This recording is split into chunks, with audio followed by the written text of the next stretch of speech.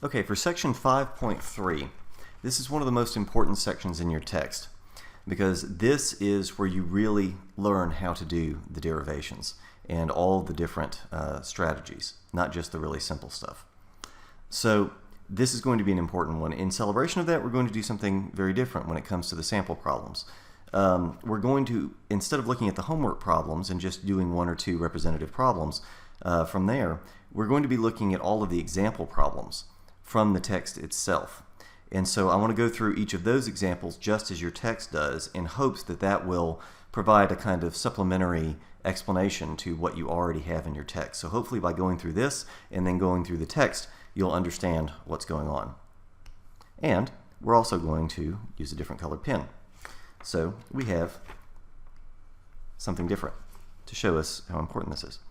Okay, so the first one says derive A and B implies C, given A implies C. So clearly, this is our assumption.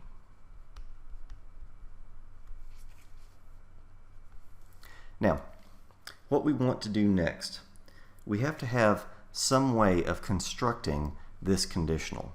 And so we're going to somehow say, well, if this, then this. And the typical strategy for doing that is to assume this and then show that it leads to that. And then you can do conditional introduction. So the strategy is going to be conditional introduction, and we're going to assume the first part of it, which is A and B. Does that get us to C? Yeah, pretty straightforwardly. I mean, we can get A by peeling it off of the conjunction here by saying to conjunction elimination.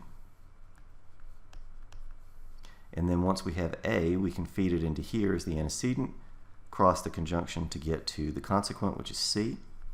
And we do that by using lines 1 and 3. Conditional elimination. And that gives us C. Now we have the construct if A and B that we assumed, then C. And we conclude that with conditional introduction. And that's this section here, 2 through 4. And so that tells us A and B implies C. And that's what we were trying to show. So we're done. Okay, the second example, they ask you to derive L and D, given two premises. The first is not in, the second is not in implies L, and D is equivalent to not in or A. So clearly these are assumptions. Assumption.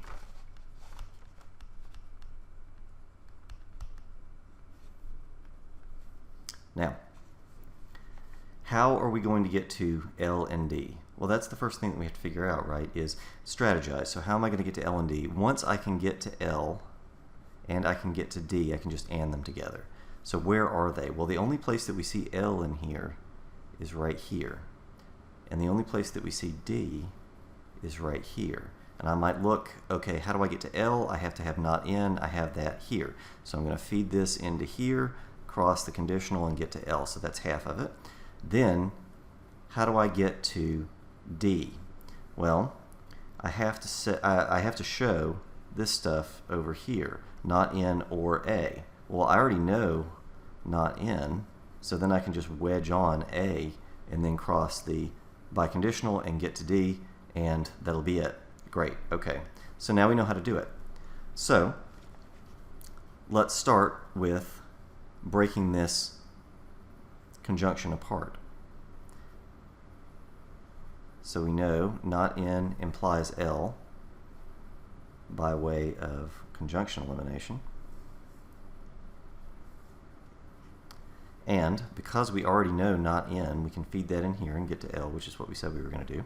So that gives us L by way of conditional elimination. Now, let's take the other half of the conjunction in premise 2, which is D is equivalent to not in or A. And we're going to get to that once again by line 2, conjunction elimination. Now, how are we going to get this in wedge A? Well, we already know not in. So we take not in and we're going to wedge A onto it by way of disjunction introduction using premise 1. Now that we have this, we feed it into here, cross the biconditional, and get to D. So by using 5 and 6 and biconditional elimination, we get D. Now I have L and I have D. Let's just combine them together.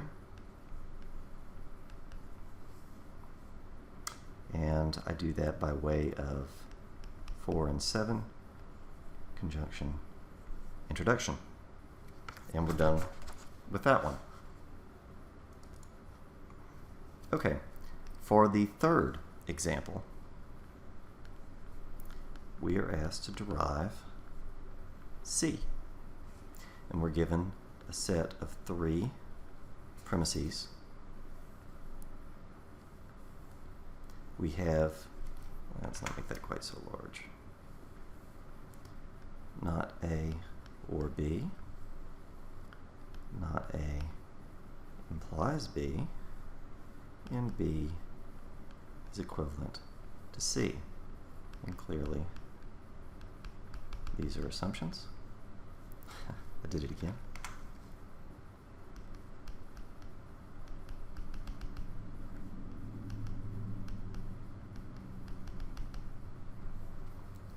Okay.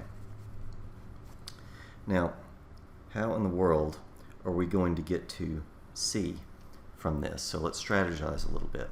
How are we going to get to C? Well, the only C that's here is in premise 3. And it seems as though the way to do that is going to be to somehow get B and then cross the biconditional to get C. How do I get B? Maybe I get not A and I cross this conditional to get B and then use that to get C. But how would I get not A? I know not A or B. I don't actually know not A. So maybe, and this is where, this is a strategy that really takes some getting used to. And anytime we talk about, this is ultimately what we're going to do. Anytime we talk about the wedge elimination, disjunctional elimination, this takes a little getting used to conceptually. What we're going to be doing is we're going to try and show C follows from the assumption of not A, and that C follows from the assumption of B. And the way that this works is that if I know either not A or B, that's what this claim says. This claim says I know that one of these is going to be true. It's either going to be not A or it's going to be B. I know that one of them has to be true. If I can show that both of those imply C, then whichever one is true is going to imply C, and I can assert C. And so that's ultimately what's going on. That means we have to have 2 subderivations. One to be able to cover this half of the wedge, and the other to cover this half of the wedge. So let's start with not A. So we're assuming this for the purpose of disjunction elimination. If I know not A, I can cross the conditional here and get to B. If I know B, then I can cross the biconditional here and get to C. So when I get to B by crossing the conditional here, that's going to be conditional elimination using 2 and 4. So using this and this. Correspondingly, when I have B and I cross the biconditional to get to C, that's going to be using 3 and 5. biconditional elimination. And so now I have shown that from 1/2 of the wedge, not A gives me C. Now let's do the other half. Let's assume B and see if we can get to C. Yeah, okay, this one's pretty easy, right? It's only one step. So you have B, and you can cross the biconditional and immediately get to C. This is exactly the same thing as before. Lines 3 and 7 this time. 3 is this one, and then 7 is B that we just assumed. Biconditional elimination, and we get to C. And I put that in the wrong place. So let's move that a little bit down here, shall we? Okay.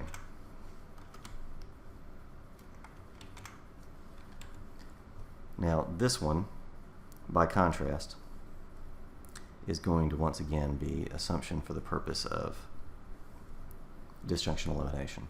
So now we have shown that C follows from not A and C follows from B. Now I can actually do the disjunction elimination and assert C.